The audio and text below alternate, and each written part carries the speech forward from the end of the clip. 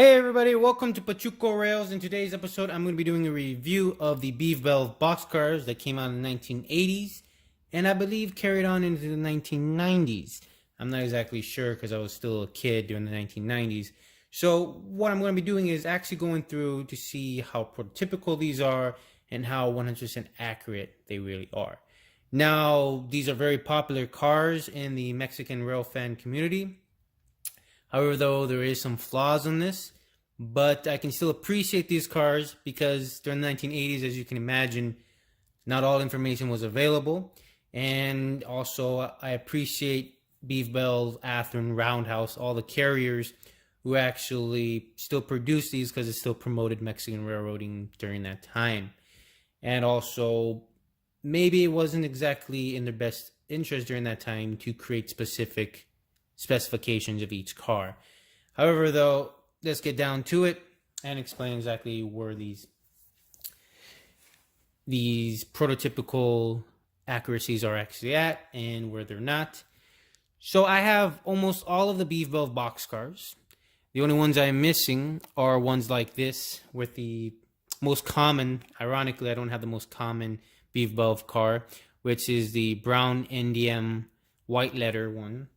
That looks actually, well, it's actually this car.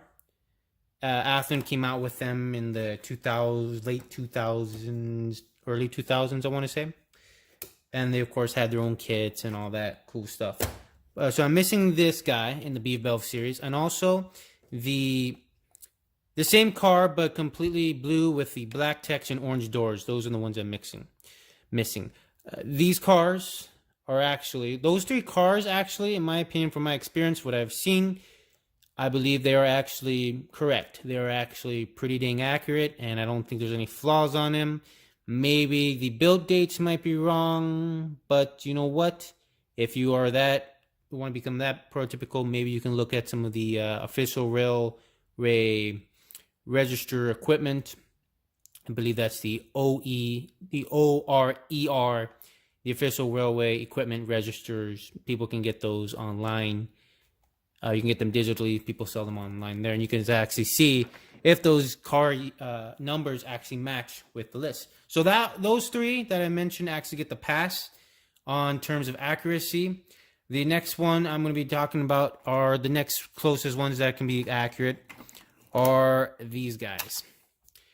These guys are pretty dang accurate. The only issue is that they say MP474 on them. And that is because they're wrong, because actually these cars were actually getting rebuilt during that time. So they're actually getting rebuilt into these types of paint schemes. And this is what's wrong with this car. This car should be a modern boxcar. So to explain better, during the 1970s, FCP was doing a lot of rebuild of their old 40-foot boxcars. And they would come out looking like this. So this is a model I did from an Athearn boxcar. This is more of a modern 40-foot boxcar. So a lot of the green boxcars are actually getting rebuilt into something like this. And some of these modern boxcars actually had this paint scheme. And that is where this error is actually at. Because this car, despite that, it's actually in, I believe I've only seen one photo in this type of paint scheme on these modern boxcars. But as I was saying, this paint scheme needs to be on a modern boxcar such as this, because there was a variety of different paint schemes for the FCP modern boxcars. So primarily those are the issues with these guys. So this one has a model issue. It should be a 40-foot modern boxcar. This guy says it was rebuilt, I guess, in 1974 at the Empalme shops, one of FCP's main shops. However, though, all these brown boxcars were repainted in the green series in the 1960s. So these photos of these guys are actually very rare. I've only actually seen one photo of them, actually. And it was on a advertisement by Youngstone Doors. And here we go. This guy, the issue with this guy is that if these were going to be rebuilt in the 1970s, they would not be looking like this. Though they wouldn't continue the same paint scheme. They would have been looking something like this, or in this type of paint scheme. So that covers those guys up. However, though, I have seen these guys last into the 1980s. Maybe some last in the 1990s that were not rebuilt. They got bypassed by the rebuild program. They just never got to them, perhaps. So that's reviewing those guys. Next on the list, the Chihuahua Pacifico boxcar. This is probably one of the most popular cars I believe that I've seen. I've seen these guys get pretty pricey on eBay before. So what's the issue with these? These are actually pretty dang close cars. The only issue is that the boxcar itself is missing a side panel that actually has the logo on it. And what I mean by that is, I guess I should have got like a square and printed the NDM, actually the CHP logo on them. But here we go. I actually have something close. So there would be a panel, not this wide, that would actually come across it that said CHP on top of it. So that's the only issue that's really missing on these guys. And to give you guys a better look at that, I actually have my computer here of actually a photo by Steven Vincent on Railcar Photos. Let me see if I can get in there. So there we go. You can see there's the side panel here that the CHP boxcars are missing. Other than that, the car is pretty accurate. So next on the list, let's talk about the FUS car. Pretty nice car, right? However, though, it's not the correct type of boxcar. And what I mean by that is that these cars are actually the first generation 50-foot steel boxcars. There's a major difference in them from what they actually had. And if you look, for example, here is the FUS car. As you can see, that there's this bottom part right here that the Athearn models, or the Bev-Bel models, actually do not have. There's a straight underframe. They don't have this underframe, this curve underframe down here, because I believe these are PS1 50-foot boxcars. All right, and then I believe the year on these are correct. I believe that says Campeche on there, CAMP, just like on here. I have to get a closer photo that actually sees that. And also, of course, you also notice that the doors are actually smaller on these guys versus than what they actually are. So that's the one issue on those guys. And that's the same. That pretty much the same goes for these guys. These cars need to be in the PS1 style boxcars. And to give you guys an example of that, these SBCs should be looking like this. This is from Intermountain, a PS1 car that I got. And it has the underframe curve at the bottom with a larger door. So as you can see, there's quite a difference at the bottom and also the door. That you can actually see physically the difference. So this is actually the accurate one. And this is a incorrect model because probably Athearn, Bev-Bel didn't want to create actually a PS1 style boxcar. Maybe it wasn't profitable for them when they already have a 50-foot boxcar and they can just promote that out. I'll show you guys another photo by Ron Hawkins on Railroad Pictures Archives. As you can see, the underframe of the PS1 car here. PS1 50-foot boxcar. Oh, and the other issue on these guys is that it says down here, let me try to focus for you guys here. Oh no, not focusing good. It says BENJ,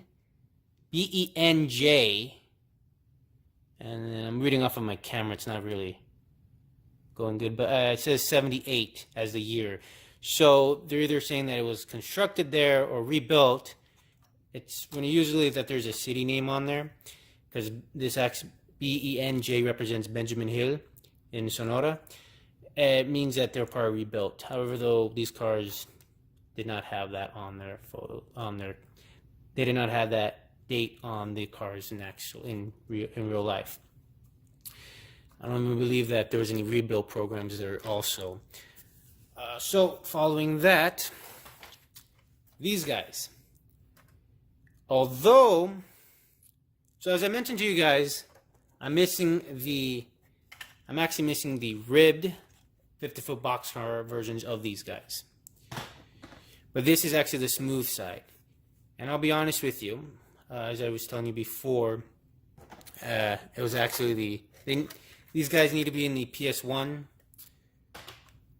style 50-foot boxcar. So that pretty much does it in terms of accuracy for the Bev-Bel cars.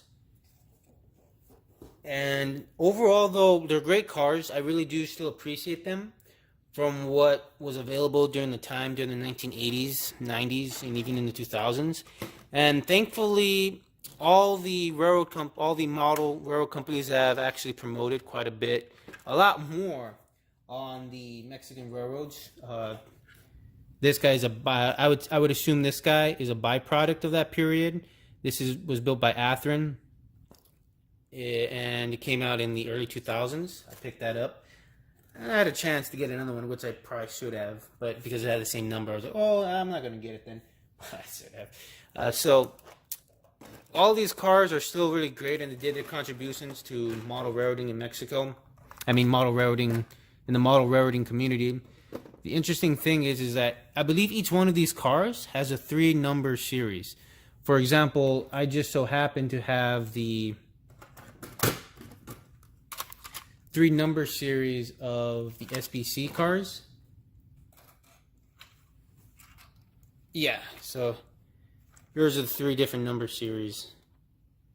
So all of these, I believe, had 3 different number series, which is pretty nice that they actually went ahead and actually created the other number series for them.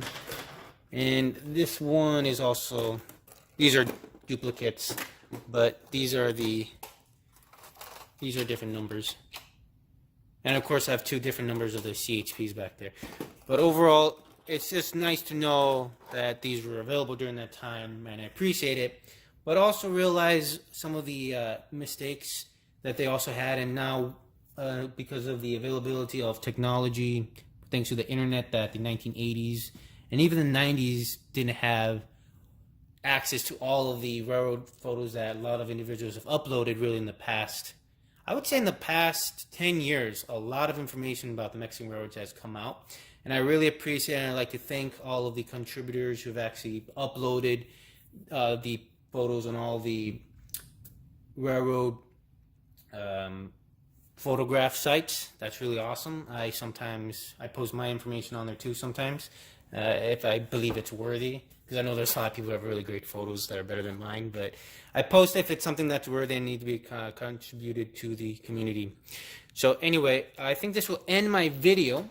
Once again, I appreciate all of these rolling stock cars. It was great. It was great for the time period. And if you guys ever do want to get more accurate, you guys could, in order to avoid the EMP on these, you guys could, of course, buy the microscale FCP decals that are available that don't have the EPM on them, and those can help replace them, or of course keep them. I'm not saying get rid of all your stuff because it's inaccurate, but if you guys do want to become prototypical, that's a solution for it. And of course, you could buy the PS1 50-foot boxcars from, this is an Intermountain, and then the other one is an Atlas. And if you guys don't get it in the Mexican, but you guys maybe can get it in the American railroads, and you guys can then replace them and can repaint them, and you guys can then create your own decals and then create the more accurate ones that you have. But other than that, I'm going to go ahead and end this out. I appreciate you guys staying with me. If I made any mistakes, or if I maybe need to add more information to this, go ahead, comment down below. I believe that this community, everybody's here to learn, so go ahead and try to see if I have something missing. Try to teach me something. If I'm missing something, I'll be more than happy to hear it. And I hope to continue promoting videos like this for the Mexican railroads. So go ahead and like the video, subscribe, share the videos on the social internet webs, and I'll catch you vatos later.